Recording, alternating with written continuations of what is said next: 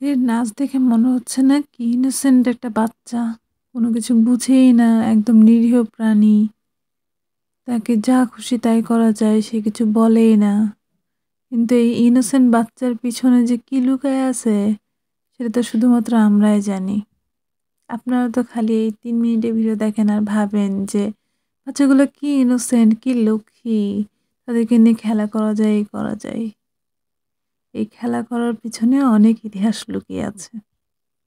শুধু খেলাই হয় না। তার পিছনে চড়, থাপ্পড়, আঁচড়, কামড় সবকিছু খেতে হয়। আচ্ছা, তাহলে আজকে মুসিকে নিয়ে একটা গল্প বলা যাক। তো কাহিনীটা হচ্ছে, মুসি বেশিরভাগ যখন আম্মু রান্নাঘরে যায় তখন আম্মুর পিছ চলে যায় এবং সে রান্নাঘরে উঠে, মানে তরকারি কাটার জায়গাতে, ওটাকে কি বলে আমার ঠিক মনে হচ্ছে না, ডেস্ক, তাকের উপরে উঠে সে এঁটে ভিড়েই তার মতো করে তার জায়গা করে নিবে, করে নিয়ে সে ওখানে বসে যাবে। এটা হলো তার ফার্স্ট কাজ। কিন্তু যদি মনে করেন যে হ্যাঁ, কাছে বসে থাকলো, এটাতে কি সমস্যা? একটু না হয় কাছেই বসে থাকলো, গা ঘেঁষা বিড়াল, এরকম কয়জনের ভাগ্যে জোটে? আসলে মুসে অনেক গা ঘেঁষা, অনেক সেটার জন্য কোনো কিছু না। কিন্তু সমস্যাটা কোথায় জানেন? সমস্যাটা হচ্ছে ও আমার কাছে ছোট থেকে নাই।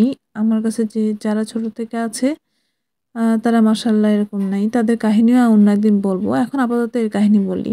একে আনা খুব একটা বেশি দিন হয়নি। তো যারা একে বড় করেছে, আই থিংক তারা একে কাঁচা মাংস, মাছ খাইয়ে অভ্যস্ত করে ফেলছে। যার জন্য আমাদেরকে অনেক বেশি সমস্যা পোহাতে হচ্ছে। যেমন কখনো যদি কোনো সময় মাছ রান্নার জন্য বের করা হয় বা মাংস রান্নার জন্য বের করা হয়, তখন ও পুরাই উন্মাদ হয়ে যায়, পুরাই পাগল হয়ে যায়। তার কোনো হুঁশ থাকে না। সে খাওয়ার জন্য এতই উন্মাদ হয় যে সেই টাইমে যদি তাকে মার দিয়ে, বকা দিয়ে সরানোও হয়, তাও সে উঠে আসেই। যদি এখন আজকের কাহিনীটা বলি, আজকে আমি মাছ কাটছিলাম, বাছছিলাম। সে সময় থেকে সে শুরু করে দেয় অত্যাচার। সে মাছ খাবেই। তো আমি তাকে কোনোভাবেই খেতে দিচ্ছিলাম না। সরাই দিচ্ছিলাম, বারবার দূরে সরাই রাখছিলাম। যাই হোক, আমারটা কোনো রকমে শেষ হলো। তারপরে গেল এবার আম্মু। আম্মু মাংস কাটতে যাচ্ছে, মুরগি কাটতে যাচ্ছে। তখনও সেই সেম কাজ, সে এখন খাবে। তো আমি এক কাজ করি, ওকে জোর করে ধরে নিয়ে এসে বসে রাখি। চেপে ধরে বসে থাকি। তো সে থাকেও বসে। থাকতে, থাকতে এক পর্যায়ে সে একটা জোরে করে থাবা দেয়। যার ফলস্বরূপ আমার গলার কাছে আ পুরা মাংস বের হয়ে গেছে। এখন এই হচ্ছে, আপনারা যে ভিডিওগুলো দেখেন তার পিছনকার কাহিনী। আপনারা তো শুধু ভিডিওতে যা দেখেন ভাবেন যে এটাই হয়তো আসল, এদের নিয়ে কোনো ঝামেলা নাই, এটাই হলো। কিন্তু এর পিছে অনেক কাহিনী আছে। বাকি কাহিনী না হয় অন্য এক ভিডিওতে বলব। আজকে আপাতত এটাই থাক, পর্ব ১ এ। বাকি কাহিনীতে থাকবে আরো বাকি বিড়ালগুলা এবং মুসিরও আরো অনেক কাহিনী থাকবে। আজকে খালি মুসির এইটুকু কাহিনীটাই শুনাই।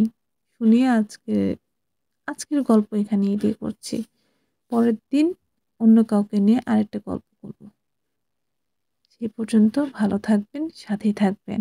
আল্লাহ হাফেজ।